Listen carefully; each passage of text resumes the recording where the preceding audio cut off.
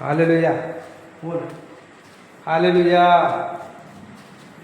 నీతి ఫలించినట్లు నీతి ఫలించుట మీరు విత్తనము వేయండి. నీతి అనే విత్తనాన్ని మనం ఎక్కడైనా సరే వేయాలి. ప్రేమ అనే పంటని మనము కోస్తాం. ఆ నీతిమంతుల గురించి మనం చెప్పకోకుండా, ప్రార్థన చేయకోకుండా ఏం ప్రయోజనం చెప్పండి?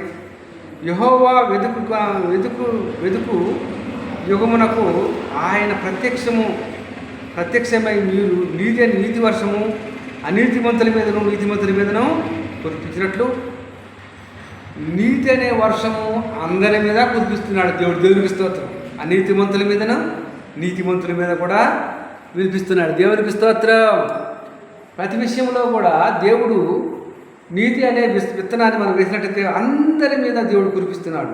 ఇదివరకు ఎన్నడూ దున్న బీడి భూములను ఇదివరకు ఎన్నడూ దేవుని మాటలు కానీ ఆ యొక్క బీడి భూములు దున్ని నీతి అనే విత్తనాన్ని వెయ్యండి అన్నట్టుగా చూస్తున్నాం.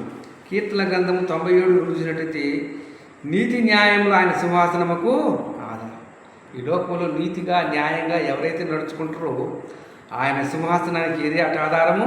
నీతి న్యాయములే. అగ్ని ఆయన ముందర నడుస్తున్నది. అగ్ని దేవుని యొక్క ముందర నడుస్తున్నట్టుగా మనం చూస్తున్నాం. 1 పేతురు 3:18 చూసినట్టయితే నీతిమంతుల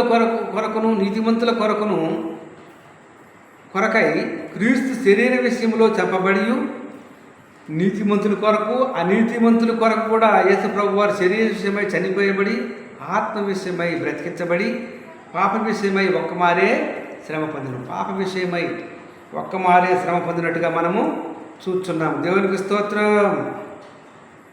కనుక శరీరం ఉన్నట్టుగా చూస్తున్నాం. మన పాప విషయమై నీతి విషయం జీవించినట్లు ఆయనే మన శరీరమందు మన పాపములను మోసుకొనను. ఆయన గాయముల చేత మనకు స్వస్థత నొందుతుంది. ఆయన గాయపడకపోయినట్లయితే మనకి ఈ రోజులలో ఈ యొక్క లోకంలో మనకి స్వస్థత లేదు.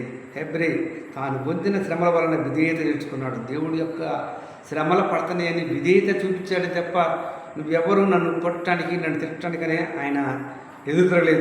దేవునికి తన విధేయత వలన వారందరికీ నిత్య రక్షకు కారకుడయ్యాడు.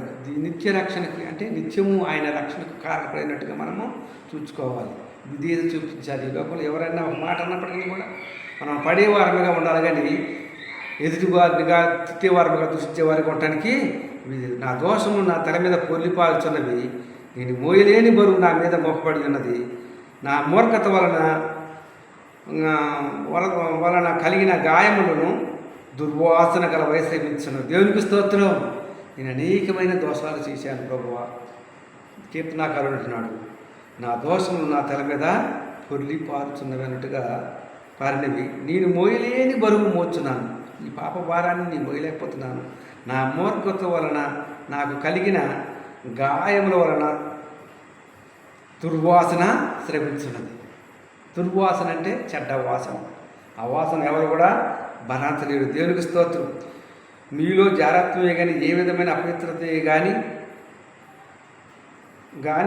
లోభత్వమే కానీ వేటిని ఎన్నో ఎత్తకూడదు. మీరు ఈ యొక్క మాటలు ఏది కూడా ఎత్తడానికి జాగ్రత్తమే మా గురించి కానీ ఏ విధమైన అపవిత్రమైన మాటలే కానీ వీటిని ఎత్తకూడదు.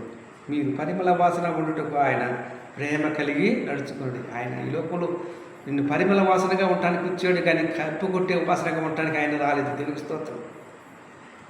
ఆ పాపాత్మురాలైన స్త్రీ ఆ యొక్క జటామాంస అత్తరబుడ్డి బాగుంటున్నప్పుడు ఆ ఇల్లంతా ఏమైపోయింది? సువాసనమయంగా వారింది. దేవునికి స్తోత్రం. ఆమె పాపాలన్నీ కూడా క్షమించబడ్డాయి. కనుక ఈ కొద్ది మాటలు ముగిస్తున్నాను. క్రిస్టాఫర్ 810 ఛానల్ సబ్స్క్రైబ్ చేసుకొని అనేక మంది చేతి కోరుతున్నాను. ఆమె